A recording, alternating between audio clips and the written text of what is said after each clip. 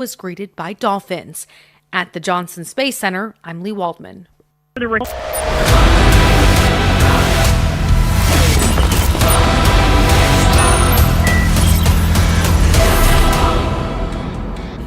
Viewers, whether it is stone pelting upon Ram Navami processions, or attacks on cricket fans celebrating India's wins, or clashes over a court-mandated ASI survey, an ecosystem in this country, viewers, an ecosystem in this country will always find someone to blame.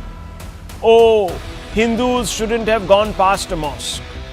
Oh, Hindus are othering Muslims by protesting against the Placer Worship Act. Or, oh, Muslims will naturally react if Parliament passes the Waqf Amendment Bill. And so forth, viewers. But usually these efforts at displacing blame are exposed by raw evidence. And once again, in the aftermath of the Nagpur riots, it is becoming apparent that Muslim politicians may have triggered the violence. At least prima facie, the police have concluded that the main instigator is a Muslim politician called Faheem Khan. The FIR, which has been accessed by your channel viewers, points to certain facts. Now, these might be contestable or they might stand the test of scrutiny. I can't say right now, viewers, but this individual on your screens, Faheem Khan, contested the 2024 Lok Sabha polls from Nagpur against Nitin Gadkari and lost his deposit. He represents minorities' Democratic Party. Some say he's the city president of Minorities Democratic Party, a shadowy organization. He's a resident of Sanjay Bagh in Nagpur. And here's what the police say about how he allegedly sparked the riots. They said that this man, Faheem Khan, gathered people outside the mosque. Accused Khan gathered crowd outside the police station subsequently and made provocative statements before the incensed crowd.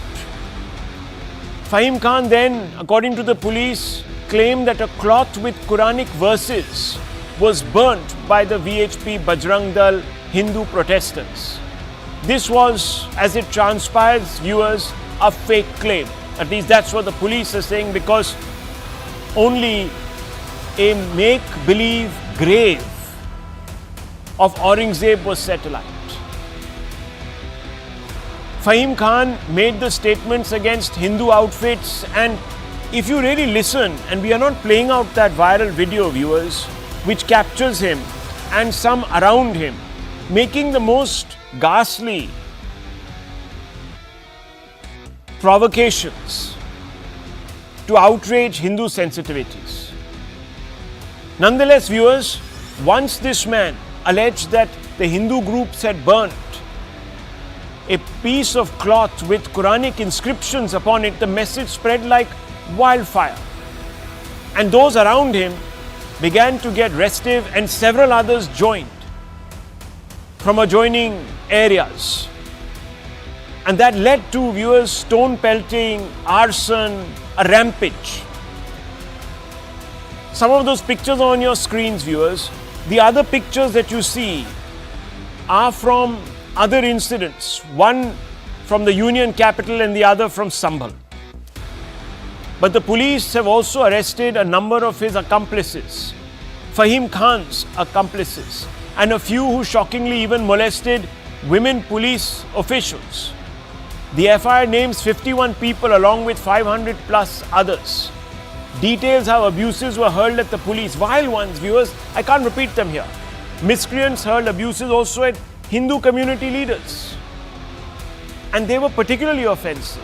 RPF women personnel were molested by the rioters. They were touched inappropriately. They were also subjected to indecent behavior, gestures, and flashing.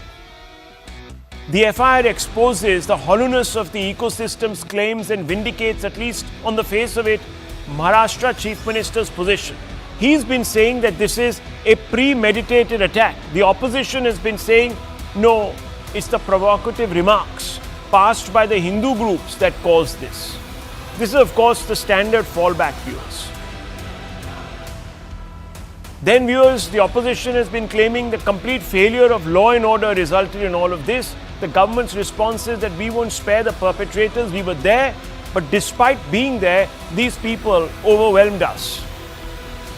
The opposition says that this is a pattern to communalize issues which have a certain traction amongst Hindu followers of the BJP. Viewers, whether it was in Delhi in 2020, Sambhal in November 2024, or now in Nagpur, a whole ecosystem works overtime to whitewash the role of Muslim instigators. Even in Nagpur, an attempt was made to suggest that it was the VHP and the Bajrang Dal that committed a major crime by vehemently protesting gratuitous attempts by agent provocateurs to put bigot Emperor Aurangzeb on a pedestal. You may have heard many panelists on this very show over the last 2 or 3 days, viewers, say, quote, the Hindu groups shouldn't have denounced Aurangzeb as that constitutes a provocation to Muslims and spoils the spirit of brotherhood, unquote. This is bizarre. It's absurd, this logic.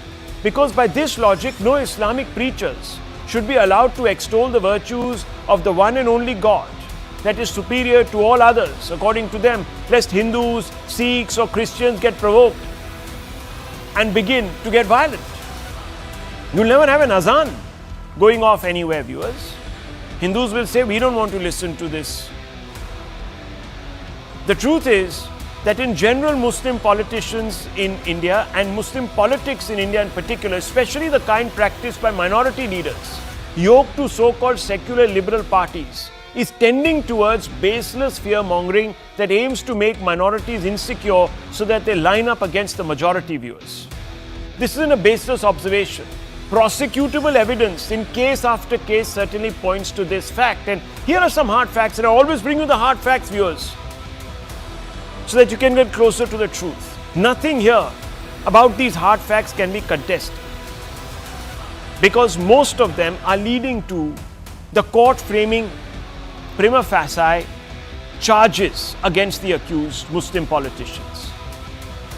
AAP leaders, for example, including then Councillor Tahir Hussain, were accused of misguiding Muslim protesters in Delhi in 2020 in the anti-CA agitation by spreading exaggerated claims of Hindu aggression to incite violence. And you saw the violence, viewers. At that time, President Trump was visiting. It was a complete shambles.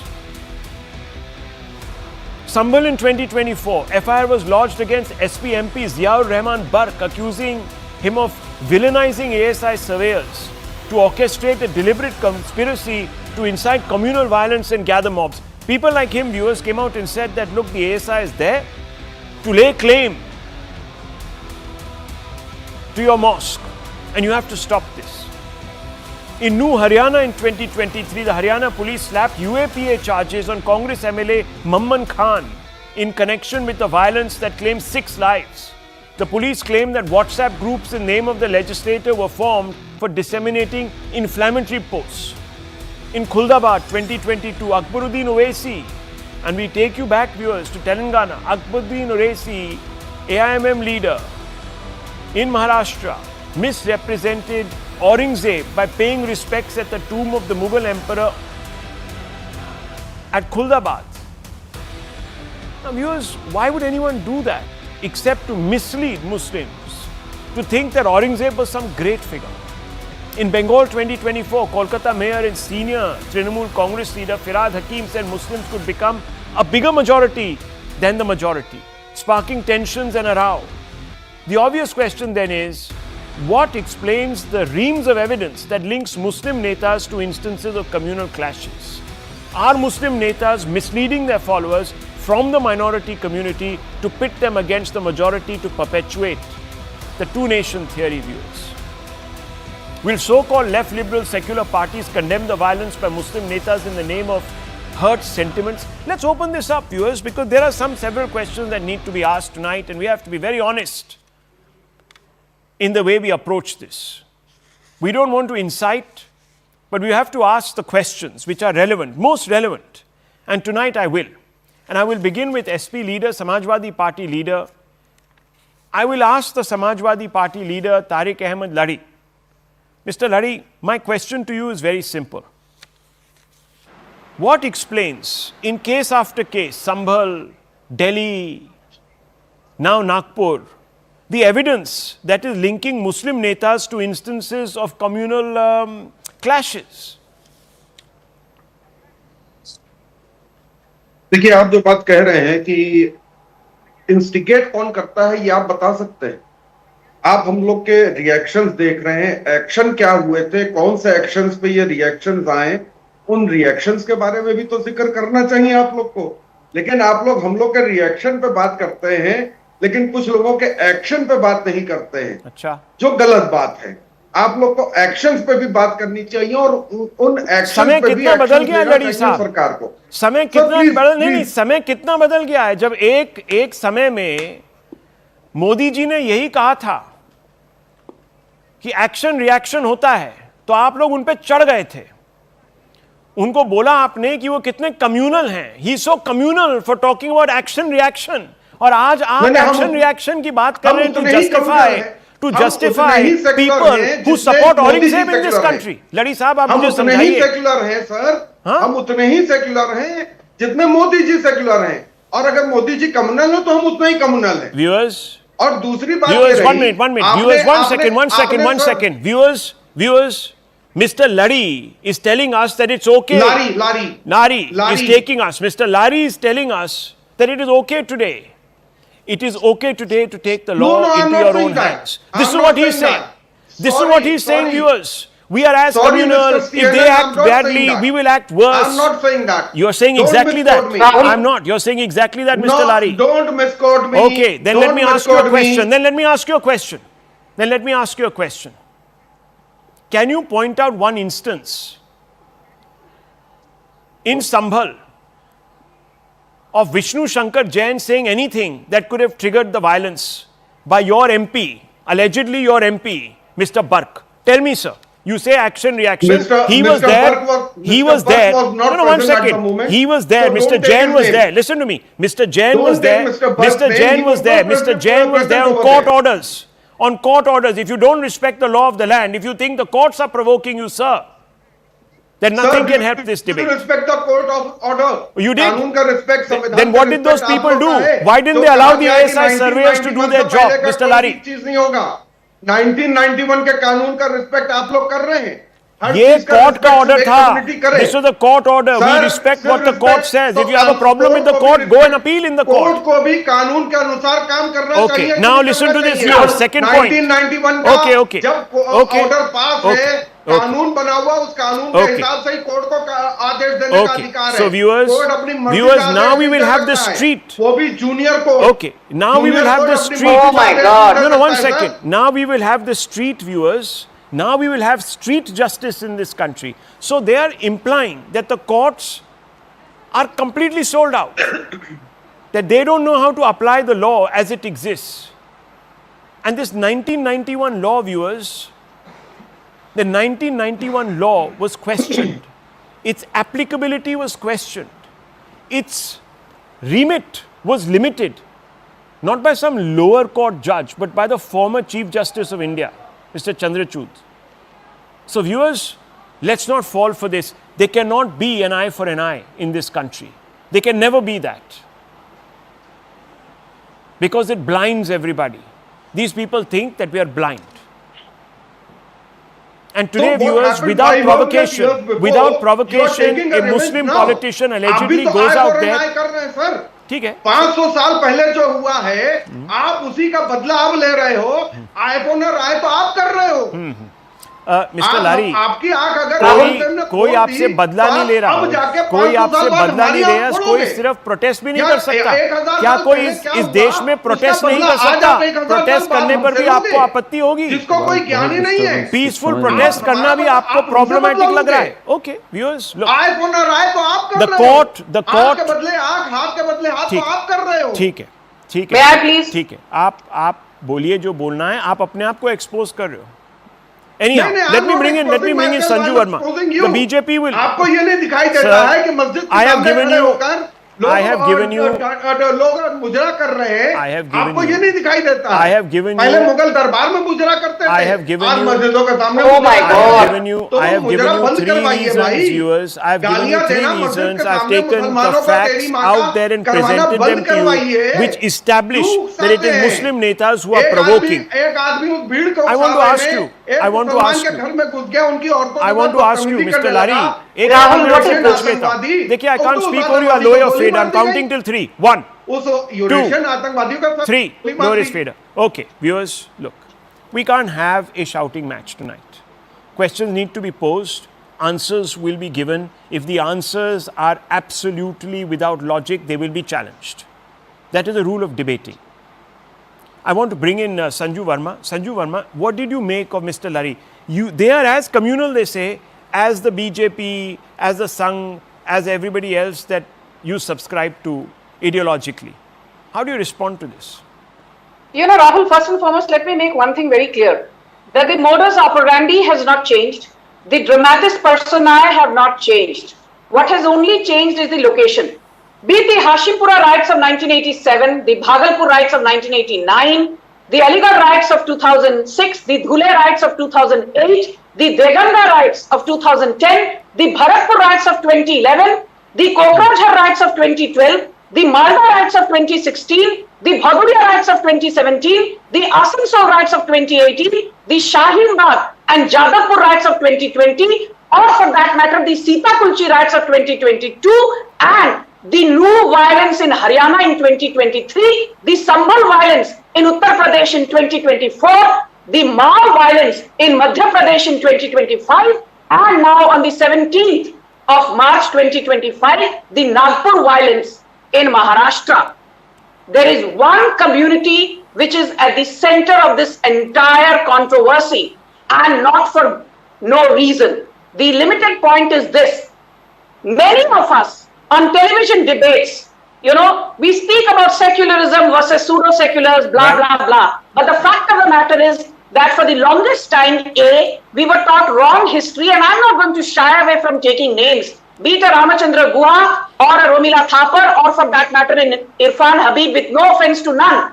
Our generation knows more about Aurangzeb and less about Shivaji Maharaj or Sambhaji Maharaj. So, we have been giving intellectual cover fire and not named and shamed radical Islamist terror for what it is. Okay. And in Nagpur, the epicenter of the controversy is a man called Faheem Khan. He is not one person. Allegedly. You look at Sambhal, you look at Mao, you look at Nagpur. It could be Salman, Abdul, Afzal, Aqib. You know, it is basically representative of an ideology which is bloodthirsty, which is intolerant, and as Ambedkar said, the Muslim Brotherhood is non-existent.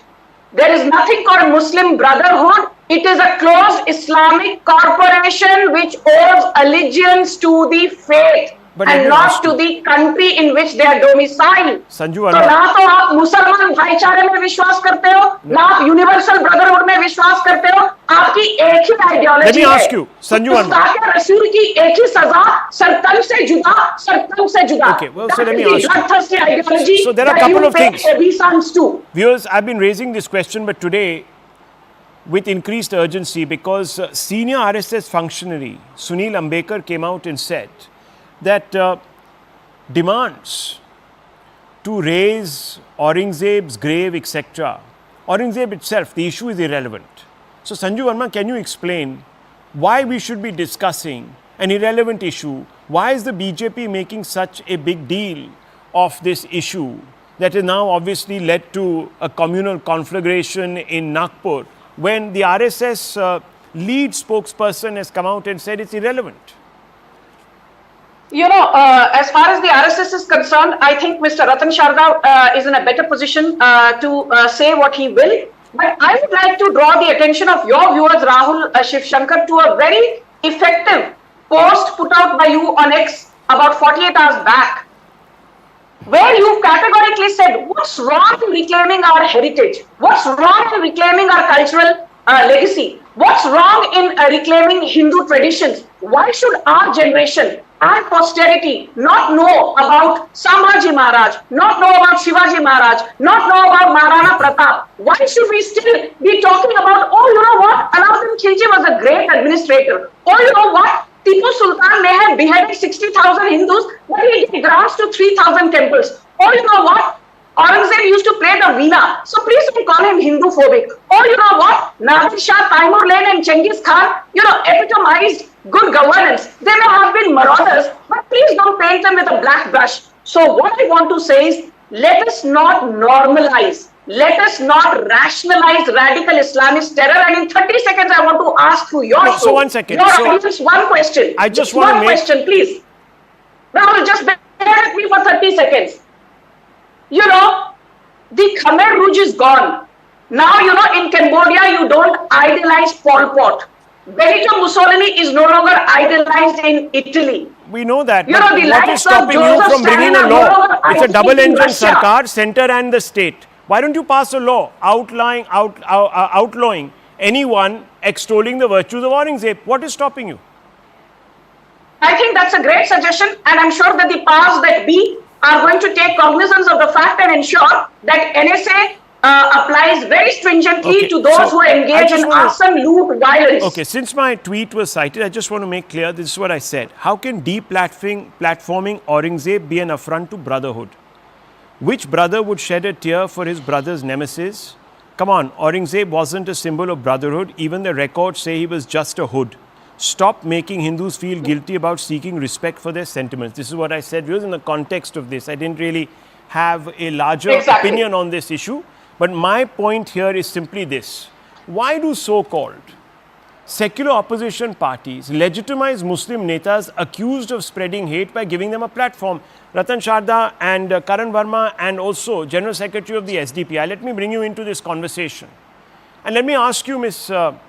Farooqi, and this is a question that please answer in all honesty.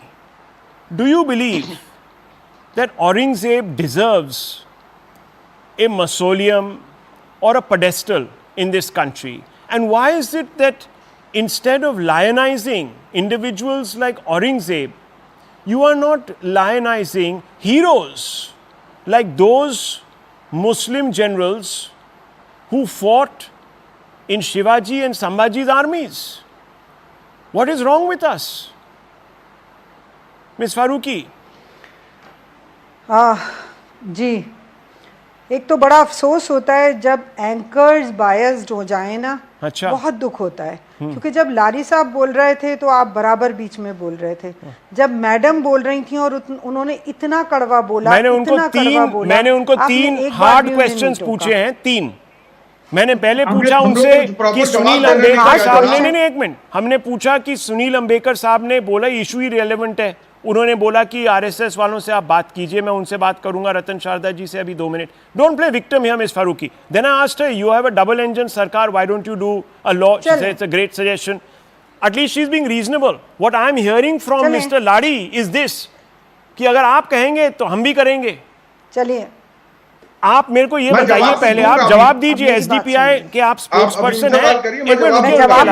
एक minute रुकिए rally जी, एक minute रुक जाइए. Miss Farooqi, I want to ask you a simple question. Should there be a mausoleum for Aurangzeb in this country? Yes or no? आप सीधा ये जवाब दीजिए मुझे. क्या औरंगजेब किसी भी कम्युनिटी के लिए, किसी के लिए भी एक हीरो हो सकते हैं? क्या एमआईएम के जो नेता हैं अकबरुद्दीन ओवैसी, उनको उनके दरगाह पे जाना चाहिए था? यस और नो? इसका जवाब दे दीजिए मुझे. मैं अभी आपको जवाब दे देती हूँ. पहली बात तो कि ये लड़ाई जो होती थी वो इक़्तिदार की होती थी और ताकत की होती थी. इसलिए कोई भी जो ताकतवर होता था वही इक़्तिदार में होता था और वो अपनी ताकत दिखाया करता था.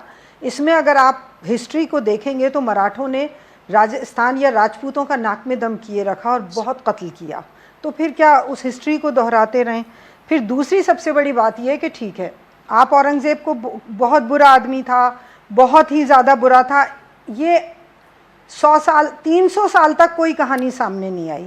मैडम, कोई उसकी कब्र किसी ने फिल्म बनाई, एक औरंगजेब पे किसी ने फिल्म बनाई मिस फारूकी, ठीक है बनाई, वो दिखाई गई, सेंसर बोर्ड ने उसको पास किया। मैं आपसे पूछ रहा हूँ, उसके बाद उसने माफी भी मांगी, उसके बाद समाजवादी पार्टी उसने माफी भी मांगी, उसके बाद माफी मांगी ना मांगी, माफी भी मांगी, वो ठीक है, वो अलग बात है। ही माइट हैव हिस्ट्री को रॉन्ग बताया। Miss Farooqui, one second, are you denying that Aurangzeb killed Guru Tegh Bahadur? Are you denying it? इक्तिदार की लड़ाई में कौन किसको क्या आप डिनाई करते हो कि अशोक ने अपने 90 भाइयों को मारा था? No, there is a big difference. I knew this response. ये लड़ाई इक्तिदार, okay, one second, Miss Faruqi, you have not answered. We are now नहीं, मैं पूरी बात सुनने के मूड में हूँ, मगर मैंने आपसे जो सवाल पूछा है वो सवाल का जवाब नहीं दे रहे। मैं आपसे पूछ रहा हूँ, क्या औरंगजेब को पेडेस्टल की लड़ाई सब अपने आप में इक्तिदार की लड़ाई लड़ते हैं, तो आपकी बात सुन ली, की लड़ाई होती, ठीक है। सो माइट इज राइट, की लड़ाई नहीं थी। आप पूरी बात ना ना ना ना ना ना ना मेरी बात पूरी नहीं हुई अभी। आपने मुझे टाइम नहीं दिया, मेरी बात पूरी नहीं हुई।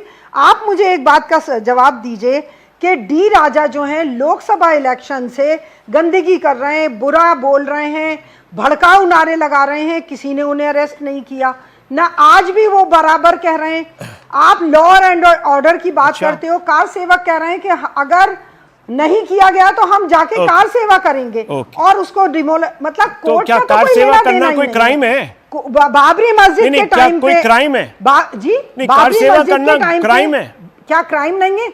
क्राइम है कार सेवा करना, क्राइम है। ये so सही था कि बाबरी मस्जिद को कानून आप के मुझे बाद एक जवाब दीजिए, कानून के बाद बाबरी मस्जिद को आप मुझे आप बात देखिए, मैं करना कभी कंडोन नहीं करूंगा, बाबरी मस्जिद जो डिमोलिश हुआ गलत हुआ, मगर मैं आपको एक सवाल पूछना चाहता हूं। आप बाबरी करते रहते हैं। 164 Hindu temples have been demolished in Jammu and Kashmir. क्या आप उसके बारे में बात करेंगे? उसको कंडेम करेंगे आप? क्यों नहीं करेंगे? क्यों नहीं करेंगे? तो मुझे फिर आप बताइए कि जो आदमी किसी के मजहब के खिलाफ, नहीं एक मिनट, जो आदमी किसी के मजहब, वन सेकंड मिस फारूकी, जो आदमी ना, one second, I am not going to get into तू मैं with you. The fundamental question is this, viewers, if a person, there is a distinction, Hindu kings, one second miss Farooqui, Hindu kings might have conquered other lands of other Hindu kings, but they didn't go around demolishing their temples. The reason temples were demolished, viewers, was to eviscerate a complete culture. मेरे ऊपर बोलिए नहीं, मैंने आपको नहीं, आप रुक जाइए miss Farooqui, I want to open this up. Mr. Verma is coming in. Viewers, I've asked some 3 straight questions. I haven't got one straight answer. I asked this lady, do you condemn attempts to valorize Aurangzeb? I haven't got an answer. It's whataboutery. She will not take a position. How can Aurangzeb, viewers, if Godse can't be a hero for Hindus, how can you tell me, viewers, how can Aurangzeb? And she is calling it ताकत की लड़ाई. Might will be right. No, there's nothing. One minute. Miss Verma, please come in. Mr. Verma, please. Mr. Verma, please come in. Wrong interpretation. No. I have interpreted you exactly, ma'am. You haven't taken a position. You condemn Aurangzeb and everything will be okay. Yes. No, you won't condemn Aurangzeb. Let me demolish this narrative. Yes. Demolish it. Can I make a point, yes, please? Mr. Verma, go ahead.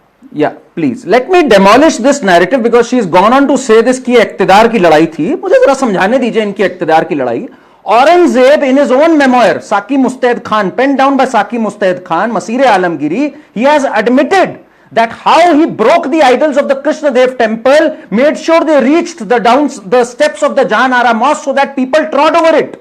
He did this to humiliate the Hindus. And the Neza Mela that Lari ji's party's head, Akhilesh Yadav is, advocating for.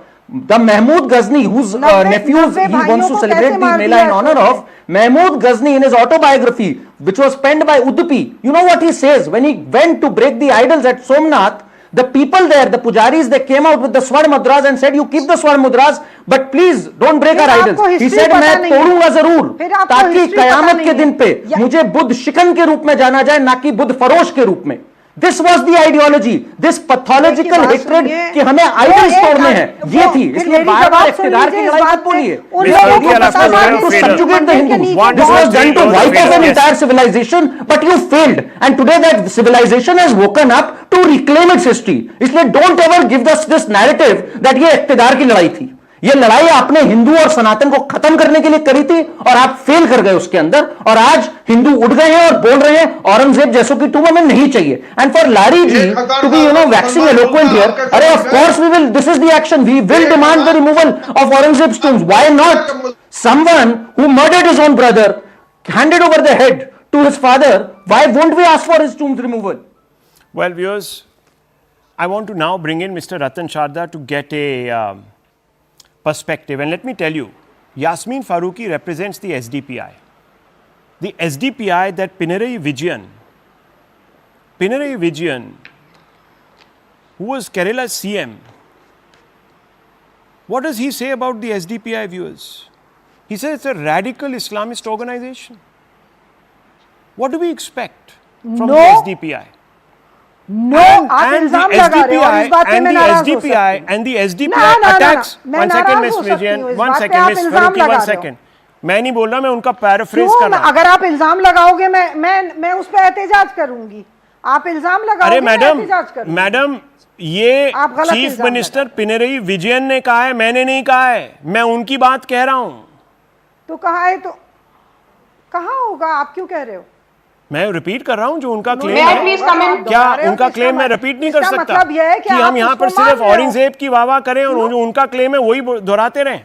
अजब बात है. Anyhow, one second. Let me just bring in author and RSS ideologue Ratan Sharda ji. Mr. Sharda, first of all, what is your view on this entire episode? And can you also clarify what Sunil Ambekar ji has said today? In what context did he say it? Has he taken a position against this agitation to deplatform Mr. Aurangzeb?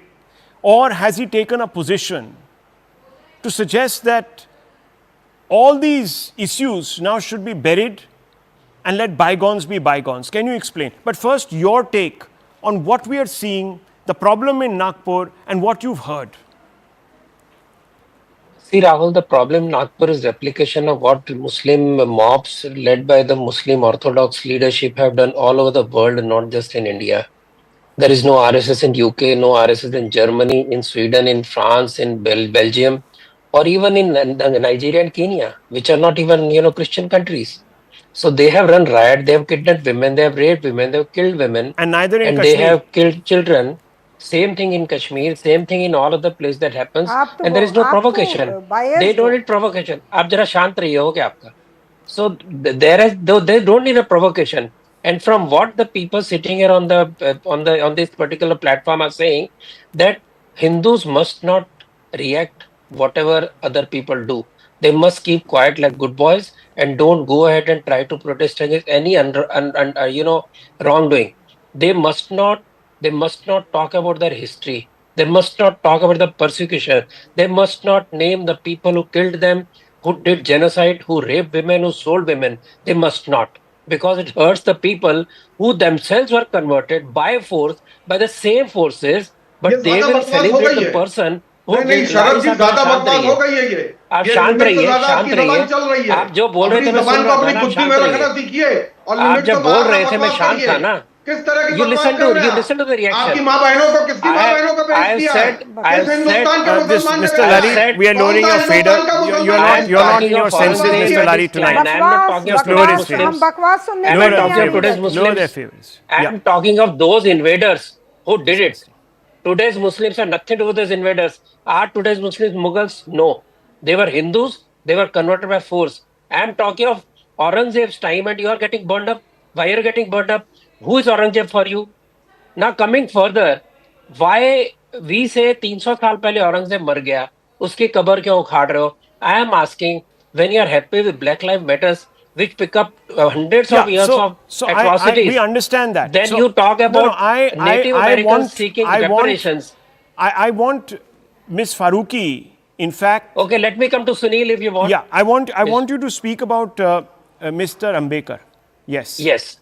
Let me come to Mr. Ambekar. Yeah. He said Aurangzeb is irrelevant. If he means if he's irrelevant, why are Muslims running riots? Mr. Lari, please. Why are they creating mob violence? Mr. Lari, please. Irrelevant. Yeah. If they are irrelevant, then why are these people creating riots around it? Well, He's whatever it irrelevant. is, Okay, fine, then drop him. maybe then. Why are you educating him? Well, then the VHP, the Bajrang Dal, and others should not be out there protesting at all. Where if did it it's start? irrelevant. Rahul, where did it start? Well, I don't It know. Mr. started from Ambedkar the seems day to have put this statement these people started after Chai, they started eulogizing Akbar. Aurangzeb. Okay. It started from there.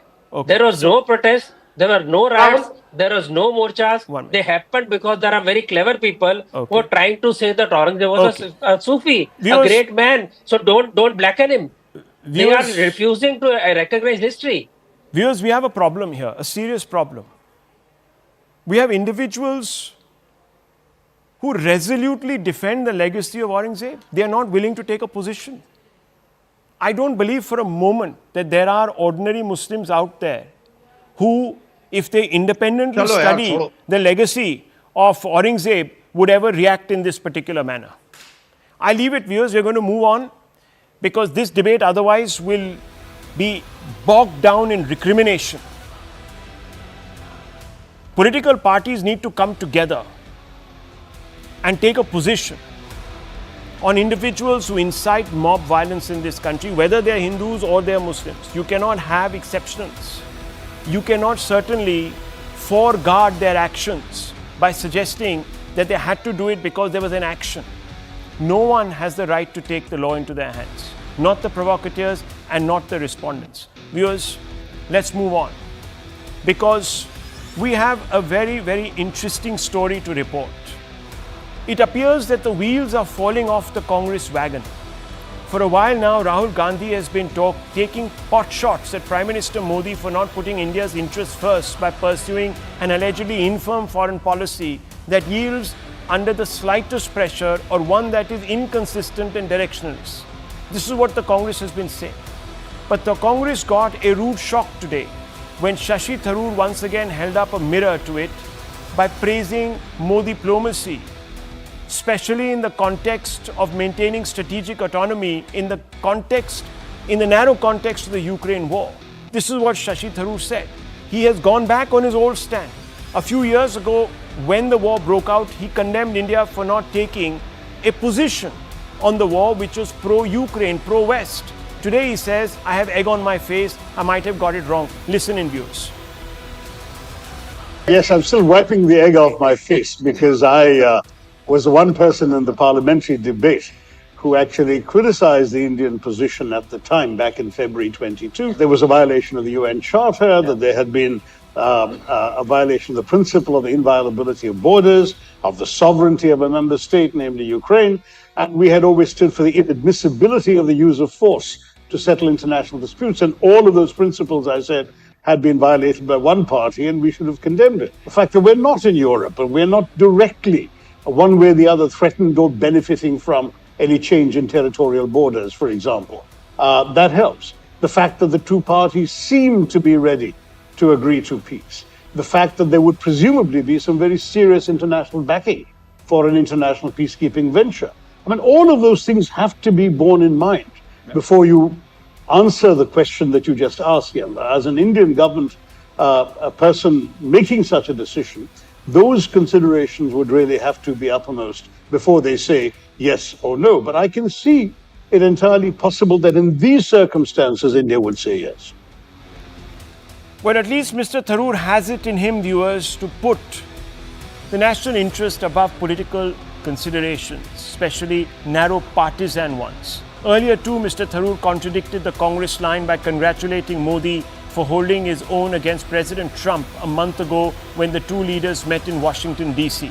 Then Shashi Tharoor said, and I'm talking about February 14, 2025, he said, and I quote, I think that's a very good outcome because otherwise the fear was there might be some hasty decisions made in Washington which would have affected our exports. This way, there is time to discuss and negotiate. We have got all that we could have expected except for an assurance in the way the migrants were sent back, unquote. Now, viewers, of course, the question arises, is there egg on the Congress's face, to paraphrase Shashi Tharoor's or borrow from his lexicon the phrase that he used? But more than that, viewers, the worry is that had perhaps the Congress, and let's open this up to some of our experts and some of those who have an opinion on this issue and the direct stakeholders. The worry is for me, and I want to bring in Sushant Sareen, the worry is for me, Sushant Sareen, the real worry is that had, let's say, the Congress been in power by some dint of fate, it is presumable that they would have put certain political considerations above maybe the national interest or maybe just ideological considerations and thrown in their lot with the West or with Ukraine, and we would have actually had to suffer the consequences of a miscalculation. I'm not saying that that could easily have been done, not done or undone, etc. by this regime, but at least they took a path. Now that is my worry at one level. We would have been part of the problem here. Rahul, the Congress party in the past, I don't know what today's Congress party would have done, but the Congress party in the past has taken certain stances on international issues according to what they perceive to be the Indian national interest. Now, I think what Mr. Modi's government did was that it never really endorsed the Russian invasion of Ukraine, but it didn't, also toe the Western line to berate Russia, criticize it, condemn it, because, we really had no dog in the fight, number one. And number two, we had very vital national interests attached. Now, frankly, like Mr. Shashi Tharoor, I myself was a little skeptical whether we'll be able to stay the course when the pressure from the Western government start coming in. And I think what goes to the credit of the Modi government is that they not only resisted the pressure, they continued to doing what they thought was in India's best interest. And as things have turned out, it seems that they made the right call. Now, I think Mr. Tharoor has been gracious enough to accept that he made the wrong judgment at that point of time, that his own viewpoint on what India should have done has not been borne out by how things have turned out subsequently. So I think he's gracious enough to accept it, which is, I think, what politicians should be ready to do, because, when the situation on the ground tells you that you were wrong back then, I don't think there's anything wrong in accepting that you were wrong. So what the Congress party would have done, only the Congress party would have said. But I think the Congress party of maybe 20 years back, maybe 30 years back, might have not voted on the basis of, or not acted on the basis of ideological or political interest, but on national interest. Today's Congress party, I'm afraid, I don't think I can say what exactly they're going to do, because sometimes... Well, let me ask you a follow-up question, Mr. Sareen. Given the manner in which the Congress party has chosen sides, let's say in West Asia, as Israel and Palestine, or at least the Hamas, have engaged in a conflict, would you say that again, in that narrow theatre, has the Congress put ideology above national interests? Would you have done that, for example, taken such a position? The Indian government's been nuanced. Even today, they condemned the loss of innocent lives while saying that the interests of the hostages should be safeguarded, and that, of course, quickly these individual feuding sides need to resolve their issues. You're asking me? Yes. Yeah, so look, I think the position that the Congress party took on the Gaza conflict was quite problematic, because they seem to only be supporting one side and not condemning the actions of October 7th enough, not saying that what happened on October 7th is completely unacceptable, and not, going all out on the issue of the hostages. It was almost as though the hostages being taken is perfectly kosher. I think deeply problematic, and I don't think it was entirely ideological. I think it was more political. Because there are no Jewish votes, but there are a lot of Muslim votes, and because the Muslim vote bank might be swayed by whatever position you take on Palestine, so that is the position you should take, regardless of whether that's morally the correct position or whether that is a position that protects India's national interest. Interesting. Very interesting. Very interesting. Mr. Meka, is that really the political interests of the Congress that align with certain, perhaps, constructs that don't allow them to appreciate Modi diplomacy for what it is, which is India first? Is that what's happening? No, Rahul, very clearly, Congress, as far as the external affairs are concerned, Congress stands by India's stand. That's it. There is no question about a political No, but Mr. interest Meka, or no, I mean, any other considerations. Rahul Gandhi has been critical of, Oh yeah, yeah, so of the Prime Minister's stand on many issues with regards to foreign policy. So how can Yeah. you say, now I'm only asking, okay, let me ask you a simple question. Will Rahul Gandhi come out? Oh, fine. Let me reposition it. Why has the Congress party distanced itself from Mr. Tharoor? Does it believe that Mr. Tharoor doesn't know his onions? He may know his eggs, but doesn't know his onions. Does he not know? Does he not know what he's talking about? Does he not? Does he not? No. No. Is he putting his own political interests first? So why is the Congress distancing itself from Mr. Tharoor? Not once, now twice. I'll tell. It's not the question of Mr. Tharoor not knowing his onions. If he knows his onions also, he knows his egg also on his face. He can make an omelette for himself. That's not the point. It is Mr. Tharoor who can speak for himself. It's not Congress party, or he's one of the Congress leaders. Yes, He's one of the Congress leaders, but when a man of his stature, he's been a former diplomat, he has had vast experience in government with respects to the foreign policy portfolio. And if he has taken a position, either you come out and say, look, for these reasons we disagree with him, or you say, no, we agree with him. Palpably, we agree with him. You can't say, no, it's his own decision and, good luck to him. Congress party will not work on each individual. We have lakhs of leaders throughout the country. I don't want to be too blunt with you, but Mr. Meka, I'll ask you this. Yeah, go ahead. Yeah. Has Rahul Gandhi misread the situation? Simple. No. He hasn't endorsed the Prime Minister's views on Ukraine, by the way. The Congress, if anything, has been asking the Indian government to vote alongside countries that are supporting Ukraine, even in the United Nations. So I'm asking you, has Rahul Gandhi and the Congress think tank misread the situation? No, not at all. Okay. Congress party understands what is in the India's interest, and Congress party lets the government of the day do its job. Okay, so you're saying that the Congress party, if it knows what it is doing, because it puts India's interests first, and because it has been critical of Mr. Modi not taking a position in the United Nations for abstaining in at least 4 votes on Ukraine, is wrong, and they are right. Now, viewers, judge it for yourself. Tharoor said it was the right call. The Congress believes, no, it's not the right call. Who would have taken us further? You judge for yourself. But Sanju Verma, yes, you want to make a point. What is your point? Are you going to say that, oh, the Congress has got into this habit of opposing for opposition's sake? Is that what you're going to say? I don't want to second guess you, but what's your point?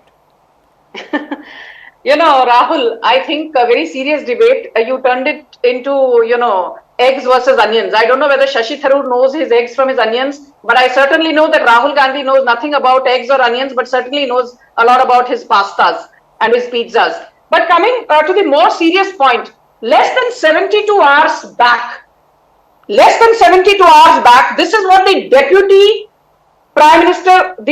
Foreign Minister, of Poland had to say. He says, we had a great visit of Prime Minister Modi to Warsaw. PM Modi did persuade Putin not to use nuclear tactical weapons. We want permanent peace. We want stable and sustainable peace in Ukraine. So this is a foreign dignitary from Poland, the Deputy Foreign Minister, no less, saying that yes, Prime Minister Modi did play an instrumental and integral role in preventing what could have been a nuclear disaster. And for everybody who engages in nuclear saber rattling, let me also say that, in March 2024, US officials told CNN that the Joe Biden administration at that time enlisted help from China and India to discourage Putin from launching nuclear attacks. And don't forget that in the Bali Declaration of 2022, the G20 summit that was held at Bali in Indonesia in 2022, Prime Minister Narendra Modi's statement made headlines. This is not an era of war. It is the time for dialogue. Okay. I hope you can go back 3 years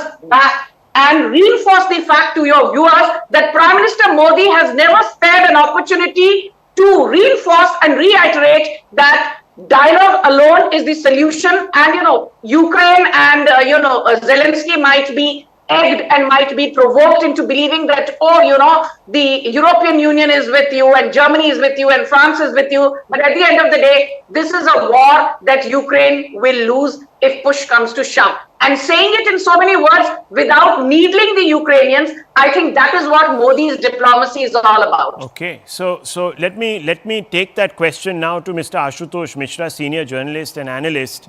Mr. Mishra, it's possible that Ukraine and Russia will sign a deal. And had India followed the Congress party's advice by backing Ukraine wholeheartedly, we might have lost a friend, a long-term ally in Russia, in Moscow. We would have embittered it, alienated it. So I'm asking you, as Sanju Verma sort of ended and pick up from where she ended, has Modi proved that India's interests are safe or safest with him? I don't think so. All you have to do is what she was saying, that he has said, Modi said that it's not the era of war. Has the war ended? Has Putin listened to him? No. Putin humors him because even despite the Western embargo, he continued to buy oil and other things from him. And what did Zelensky say just after Modi left Ukraine? He said he had asked Mr. Modi to stop buying Russian oil. And that sort of exposed the duplicity of Modi government. I mean, he was trying to hunt with the hounds and run with the hares. I mean, you can't be in the good books of both the invader and the victim. That's what he has been trying to do for quite some time. Zelensky won't listen to him now. If you see, Putin doesn't listen even to Trump. Immediately when there was a talk about there being a 30-day ceasefire, there has been bombing from both the sides. So the war is there. So this thought process that there is no war. Now, Tharoor had spoken about certain points why he had criticized the stand. And he said that it was because there was a violation of UN Charter, that the principle of inviolability of borders and Ukraine's sovereignty were relevant when he spoke. But they are relevant even today. Ukraine is under attack still that Tharoor has sold himself Rahul, to the BJP? What are you saying? I'm not understanding. Why would, if Tharoor can say that he has egg on his face, he's an erudite person. He's read the situation and he said, maybe I got it wrong. Maybe he's not trying to put all his eggs in one basket. I mean, Tharoor's statement and stand are as irrelevant and useless as Modi's visits to Ukraine and Russia. Okay. Can I please come in? Ashutosh Mishra has a habit of talking gibberish on national TV. Ashutosh Mishra is a Congress Garbari. That is the only thing. Okay, so you believe that Modi's approach has been running with the hares and hunting with the hound. He's not achieved anything. Okay, very quickly, I want two point of views on that. One is, of course, Sanju Verma's quick rebuttal and then an overview from Sushant Sareen. Yeah. Rahul, for Ashutosh Mishra to be waxing eloquent about foreign policy is such a sham. And I, could only feel sorry for him and tell him not to embarrass himself. No, you make personal attacks. Okay, it's his view. अरे ये आप personal attack छोड़िए, policy की बात करिए. आपके पास कुछ कहने को नहीं होता तो start this. Okay, don't have to take a personal jab. Make your point. Yes, Sanju Verma. Yes. I was not taking a personal jab. I was showing him the mirror, and he did not like the reflection that he saw. Now let me come straight to the point. Like when I show you the mirror, he has his point of view. Can I finish? Yeah, please. Can I finish? Yeah, finish your point. I did not heckle him. Yeah, finish your.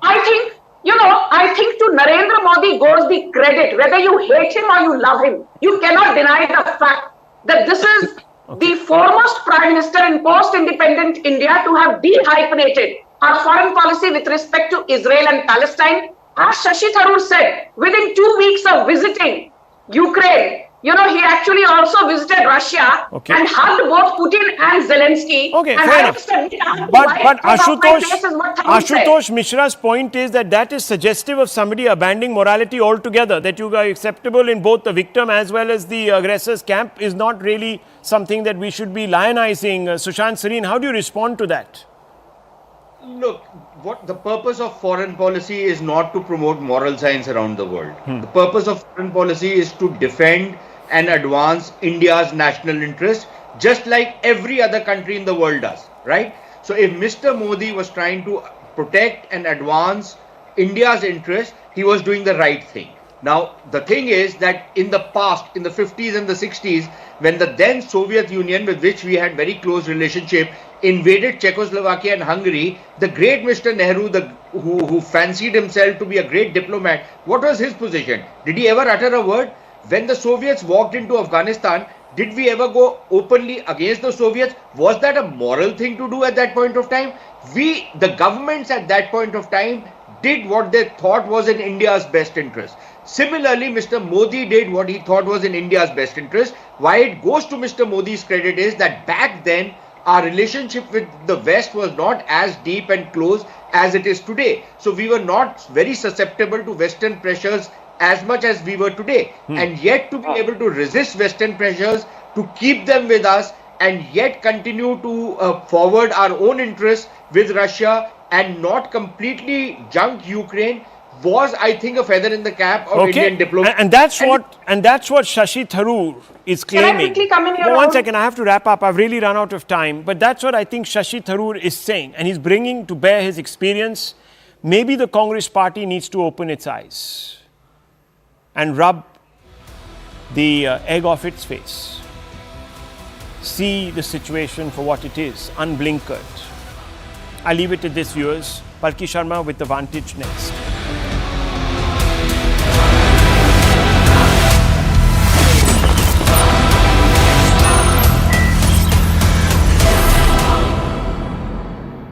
Presented by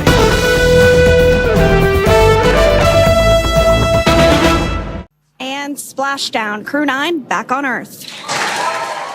A harrowing finish to the end of a long journey. Parachutes deployed, slowing the capsule barreling towards Earth. The Crew 9 astronauts landed off the coast of Tallahassee, Florida. And SpaceX Freedom, Splashdown. NASA astronaut Nick Hague and Russian cosmonaut Alexander Gorbanov rode alongside Butch Wilmore and Sunny Williams, finally back to Earth, splashing down Tuesday evening after Butch and Sunny spent more than 285 days aboard the International Space Station. The Boeing Starliner they rode up to space in was deemed unfit for them to return on due to helium leaks and propulsion issues. The pair was able to hitch a ride back home aboard a SpaceX Dragon capsule. We see main chutes cut. Nick, Alex, Butch, Sunny, on behalf of SpaceX, welcome home. After their splashdown, recovery vessels zoomed up to the Crew Dragon, standing at the ready after the capsule plunged back into the atmosphere. SpaceX recovery ship named Megan used a large rig to haul the capsule carrying the astronauts out of the water. Afterwards, the crew was slated to be flown to Ellington Field and finally taken here to nearby Johnson Space Center to eventually be reunited with their families. The big issue is these two astronauts missed their families. The astronauts were originally slated to be away from home for an 8-day mission, but had their timeline extended to 9 months. Back here on Earth, their capsule was greeted by dolphins. At the Johnson Space Center, I'm Lee Waldman. For the recovery teams themselves, we started the day taking a series of helicopters out to the vessel. Oh yeah, Sandra, this